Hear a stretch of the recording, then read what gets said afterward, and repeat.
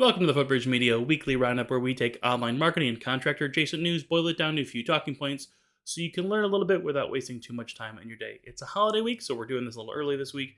This is for the week of November 21st, 2023. This is the first one here is Time for a New Approach. This is via Constructor Magazine, the November-December edition.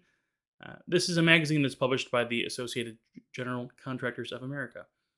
Basically, this article goes over how construction firms, and in my conversations with other folks, other labor, other trades, like HVACs, have a lot of open positions that they just can't fill.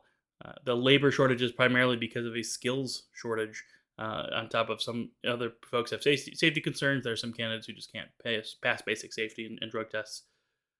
Basically, what firms are starting to do differently here is they're pushing to a lot more online review, online strategies for recruiting. They're also working a lot more on their own education and professional development for the right candidates.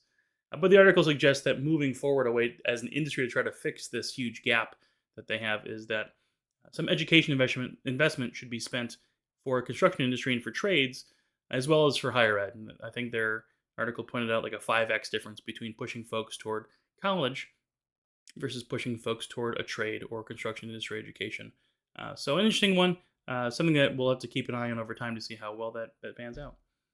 I really like this one. This is How to Be a Better Entrepreneur in 2024. This is from the U.S. Chamber of Commerce blog. Basically, 4 key ways you can become a better business person. Number 1 is seek out community. Find other like-minded people to learn from and to network with. Number 2 is improve your financial management skills. This is a popular one that we tend to see with the construction industry.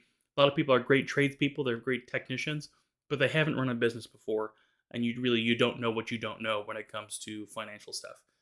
Number 3 is to work on your speaking skills. This is great if you are a boss and you're working, you're talking to your employees, but also to help you to better speak to your customers and your prospects. As a side note, I really liked Toastmasters. It's like a local social club that's all over the country to exercise public speaking muscles, basically. It sounds kind of nerdy. It is a little bit nerdy, but I had a lot of fun with it. So working on number 3, working on your public speaking skills or your speaking skills in general. And number 4 is to protect your energy, which I'm also a big fan of. And I've been trying to do more of that myself recently, and I suggest that you do the same. The end there is basically, remember, running a business is a marathon, not a sprint. You'll want to do everything all the time, but that's not sustainable in the long run. That's a great read. I recommend that one for sure. I enjoyed that one. Number 3 here is a listening ear from Pro Remodeler from their website. This goes into a lot of detail about the specifics of what this contractor did. I don't expect every contractor at Home Service Pro to go run specific cognitive tests and preferred communication style assessments. At the end of the day, this article is trying to highlight the more you know your staff, the better you understand how they work, how they learn, how they communicate. The more you understand about them, the more effectively you can work with them and educate them. And therefore, the better and the harder they will work for you. So meet people where they are. Talk to them in the ways that they need to be talked to, that they prefer to learn. And the same logic applies with customers too.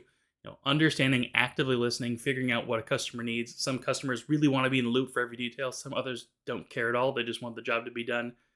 At the end of the day, if you understand your staff and your customers, it allows the whole process to go a little more effectively for all parties involved. And this last one here is The Secret to Sales Building Trust via Remodeling Magazine from their website. But really, it's great advice for any industry. Basically, it's about building trust and rapport from the get-go and how that's important. Now, specifically in this article, the author talks about first impressions in the real world. So his 3 keys to instant rapport are a good handshake, solid eye contact, and a smile. I'd suggest that rapport building starts earlier than that now when you're talking about first meeting a customer and a client online. So it starts with that initial Google search, that website visit, that chat, or that first phone call.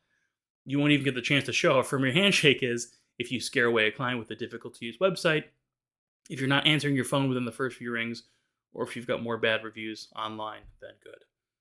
That's all for this week. Hopefully we've saved you a couple extra clicks to help you keep up to date on some recent news without taking too much time out of your day. Happy Thanksgiving to everybody. Footbridge Media clients can always reach out to their marketing consultants and the marketing team for any questions or concerns. If you're not already a Footbridge Media client and your online marketing could benefit from the experience of a contractor marketing agency like us to simplify and streamline your marketing, Footbridge Media is here to help. You can always check us out, get more information about what we do and how we help at footbridgemedia.com.